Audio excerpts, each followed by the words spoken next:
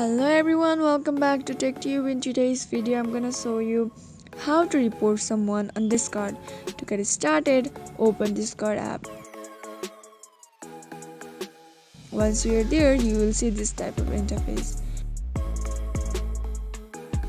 And now look for someone you wanna report.